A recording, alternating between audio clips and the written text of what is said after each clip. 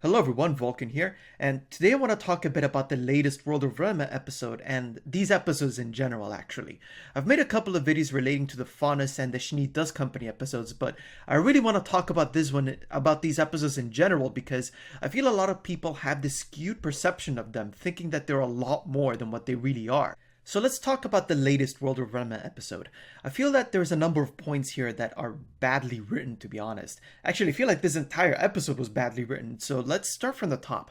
This episode, as you know, relates to the Great War and explains how the war began and how it eventually ended. Crow describes that there was a lot of tension rising between the four kingdoms for a whole century. To be more precise, the three kingdoms, because the whole thing was happening between Mistral, Mantle, and Vale. Vacuum was pretty much out of it until the war had already started between Vale and Mistral, but we'll get to that later. So what were these tensions? From what we're told, Mistral and Mantle created an alliance which was mutually beneficial. Mistral sent them resources that aren't typically available in the frozen tundras of Mantle, such as, I imagine, food and potentially clothing, art, fashion, the staples that I presume would make the bulk of Mistral's economy since they value art and expression a lot. I'd also imagine that Mantle would need clothing in general, since it's doubtful there's much wildlife up there from which to derive pelts, for instance. No offense to any vegans out there who might be listening to this. In exchange, Mantle would offer their technology and knowledge on how to make and or maintain their technological splendors. It was a mutually beneficial alliance which presumably strengthened both of their economies. Now, I'm having trouble wrapping my head around what about that could have caused tension between Vale and Mistral or Mantle. So far, nothing in what was said here has anything to do with Vale or how it affected it. At best, this would lead to a competition between Mistral's and Vale's businesses, but nothing in the way of political tension. Perhaps it was jealousy from the citizens of Vale that they couldn't benefit from Mantle's technologies or Mistral's food? But then I would have to ask, what were they expecting? Crow doesn't say whether or not there were existing trade deals between Vale and either of the other two kingdoms, which would give them cause to think that they were being treated unfairly. Maybe it was the way the Emperor of Mistral conquered Anima? But doesn't Vale have pretty much everything on Sonus as well? How is that any different? Vale shouldn't have any right to complain about Mistral based solely on how much of its continent it has under its control. Eventually, Mantle put forward a law which basically told its citizens not to have feelings, arguing that the absence of emotions, as well as things that could trigger such emotions, would keep the people safe from grim attacks. Now, I see more than a few problems with this. The first is that it's very unrealistic that Mantle would expect people to just stop feeling. As many of us probably already know, keeping things locked up inside ourselves only builds up stress, which eventually becomes so much that it can't be contained and, of course, we explode. This stress that builds up will obviously attract more Grim, but the episode's only references to Grim attacks are those that happen in Vale. Why aren't Grim attacking anyone in Mantle for being so emotionally repressed and stressed out?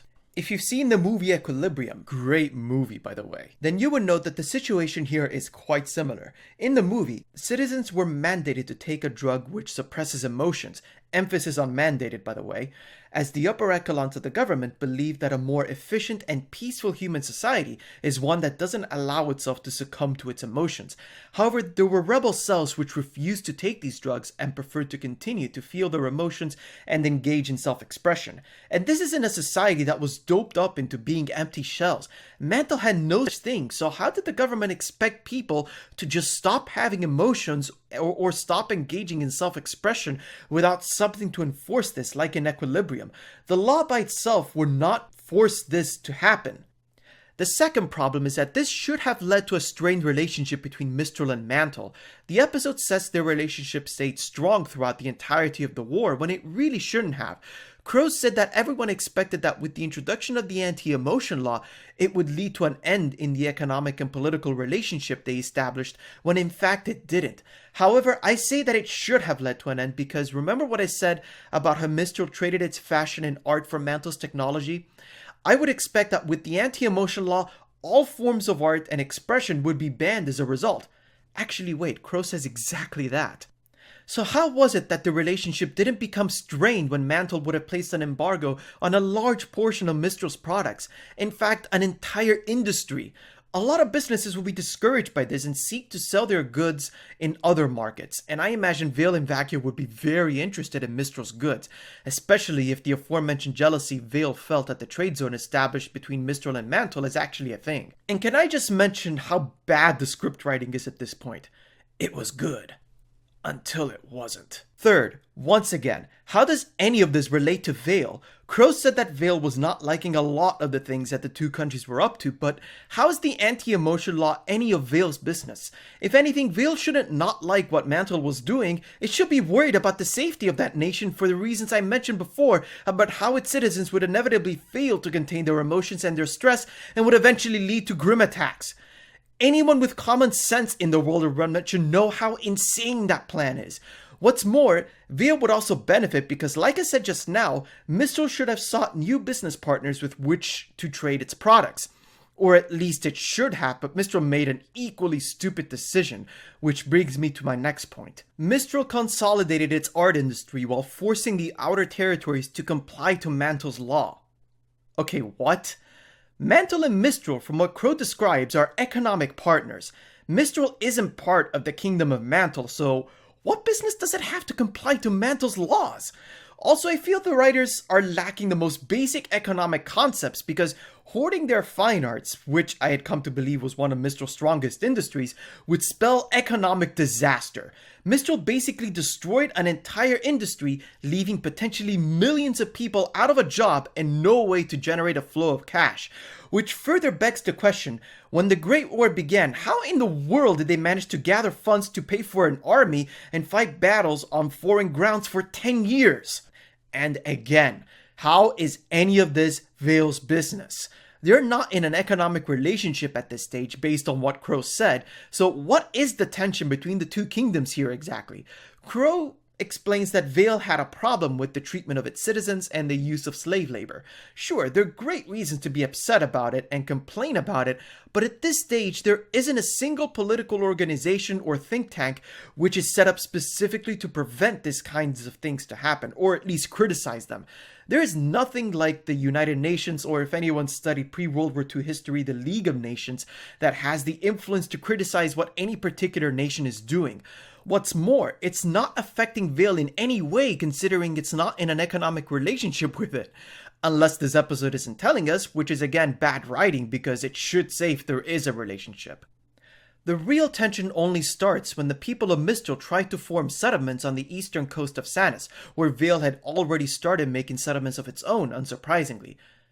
Wait, at what point within the 100 years prior to the Great War did this happen? At the very start of the 100-year period? Somewhere in the middle? A year before the war?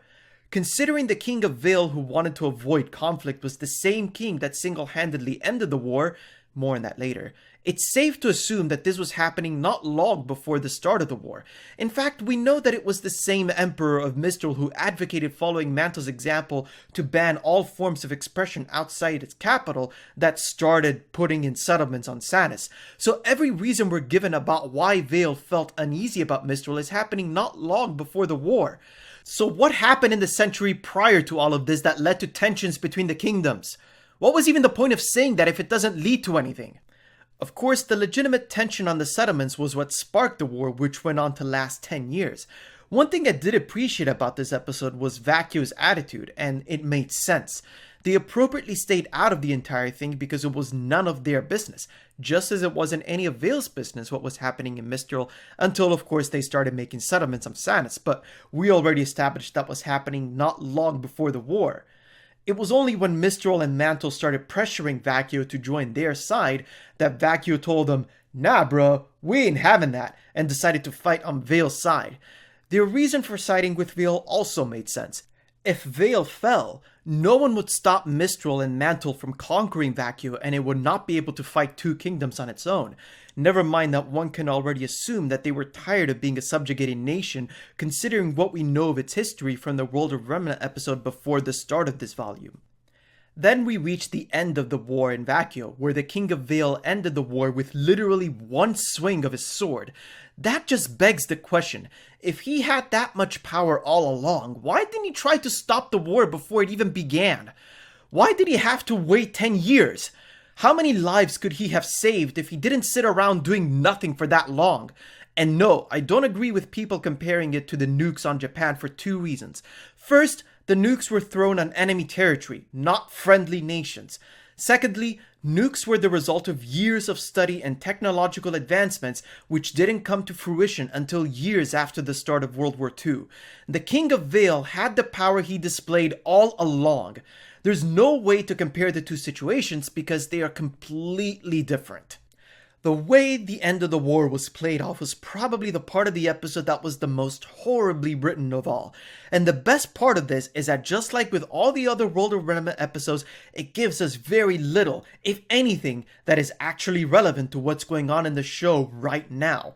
What good does it do us to know what happened in the war when we already knew the outcome of it? That being the creation of a worldwide peace treaty on Vital that also eventually gave rise to the Vital Festival tournament. Because there's no better way to celebrate the end of a war than to have students from all nations fight each other in bloody combat. But I digress. Think about it. What did we gain from the Schnee episode? That Nick Schnee was a pioneer and Jacques was a money grubber who stole his company and his fortune. Nothing that couldn't have been written into the main show. For example, when Jacques and Weiss were having their after-party discussion in her room. And what did we get from the Faunus episode? That the Faunus felt repressed for the fact that they only received a piece of land that's mostly inhabitable as a result of gaining equality. Again, nothing that couldn't have been written into the main story. Oh wait, it was. In episode 5, when Blake described the hardships that the people of Menagerie faced to Sun when they first got there.